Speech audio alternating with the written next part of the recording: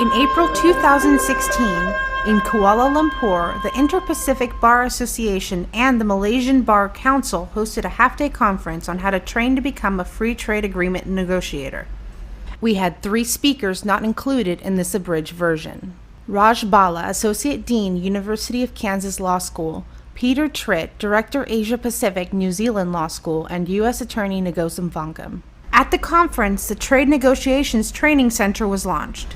Brief introductions were made by Stephen Thiru, President of the Malaysian Bar Council, and by Varya Simpson, Chair of the IPBA Legal Standards and Training Committee. We had a filmed presentation from Chil Soo Kim.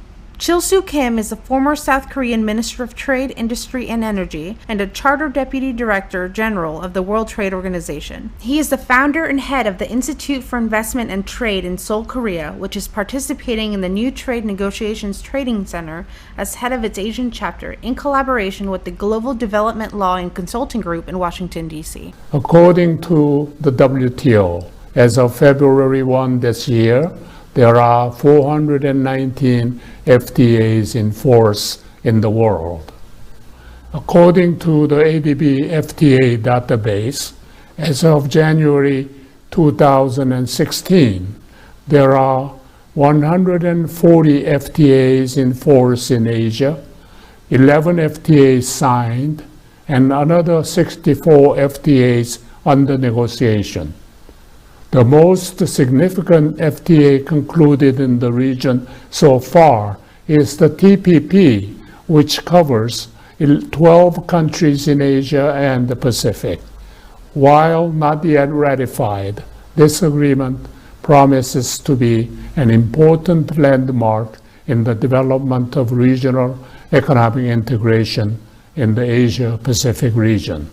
The recent proliferation of FTAs in the Asia-Pacific region is placing increasing strains on the negotiating capacity of Asian countries, particularly developing and the least developed countries in the region.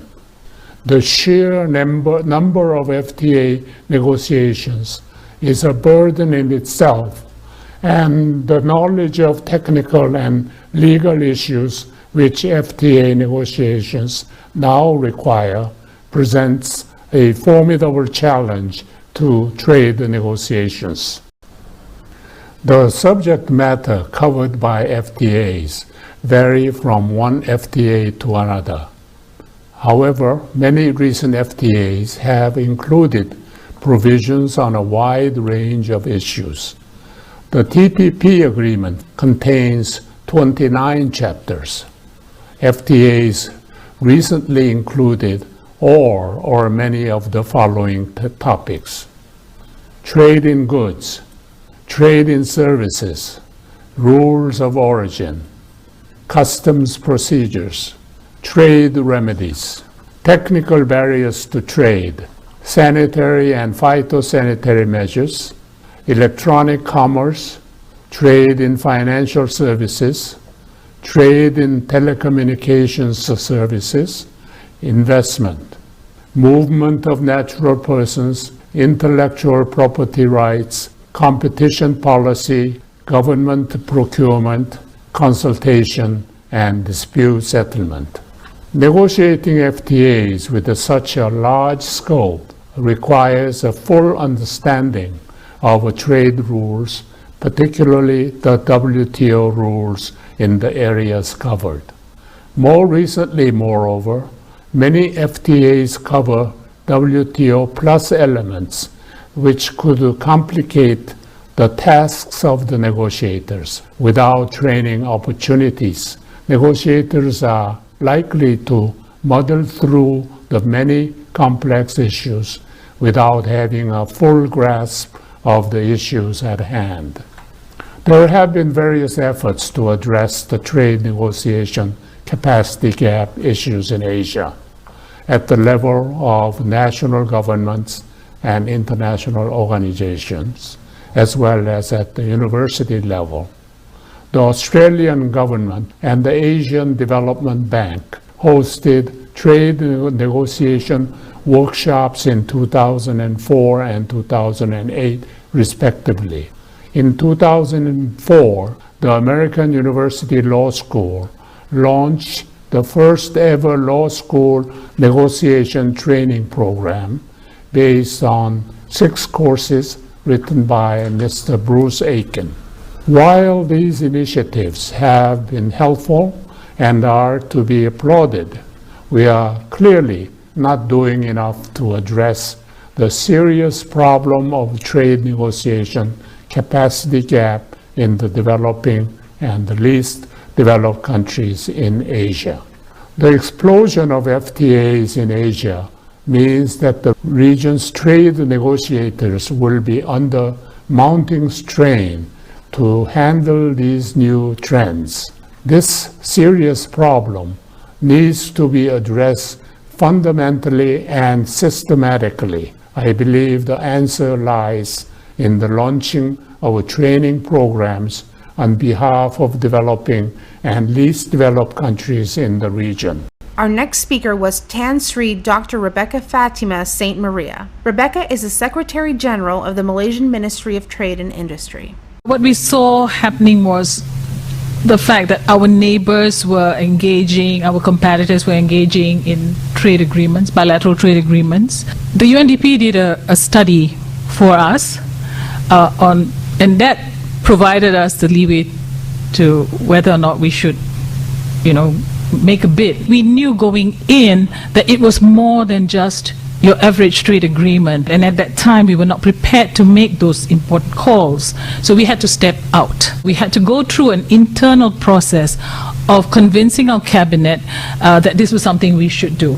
If rules making on trade was going to take place in this forum, and being an open and trading nation, we were not there while the rules were being written, it could work to our disadvantage. It is important for Malaysia to be in the room if the rules are going to be written.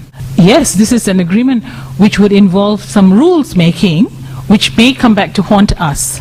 What we learned from the TPP was, this is not your average trade agreement, and therefore the noise was coming not from industry, but from civil society, from politicians, opposition politicians. Our next and final speaker was our conference moderator, Bruce Aiken. Bruce is a managing partner of the Aiken Berlin law firm. He was named in the Washington Post as an international super lawyer in 2014, 2015, and 2016.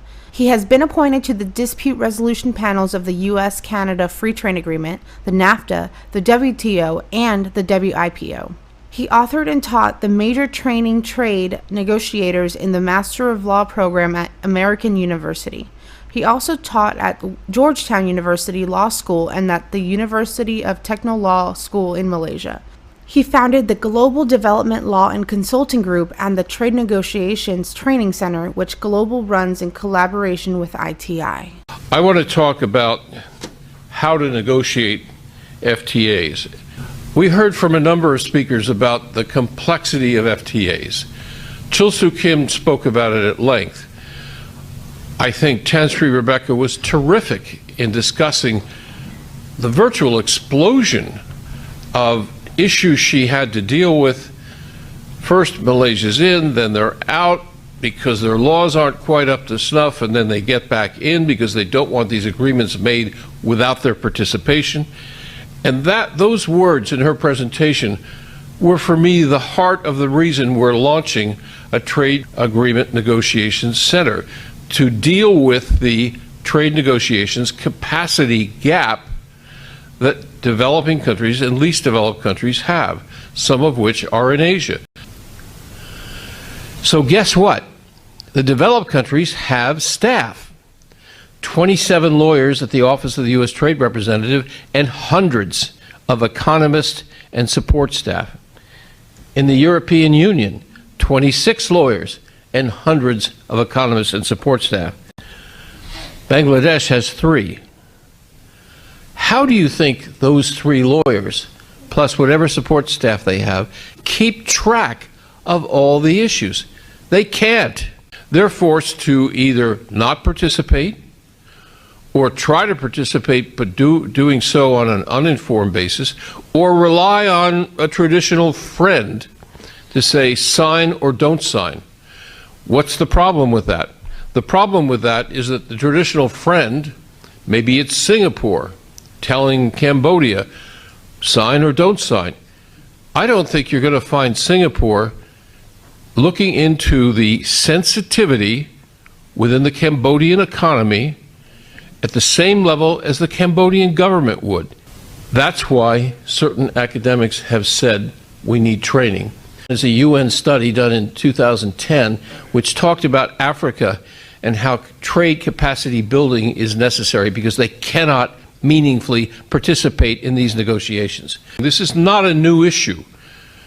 As Chil Soo Kim mentioned, the government of Australia and the Asian Development Bank did training only for government officials, not for lawyers, and not for industry people in 2004 and 2008. We're not here today to teach you how to be a trade negotiator, but rather to give you an appetizer, to give you a taste of what is involved in doing this job. And so I'm really happy to be here because for more than 10 years since I worked with Claudio Grossman, who's from Chile, the Dean of American University Law School, and created that course load, which I taught for 5 years on how to be a trade negotiator, I've wanted to do a center for training trade negotiators.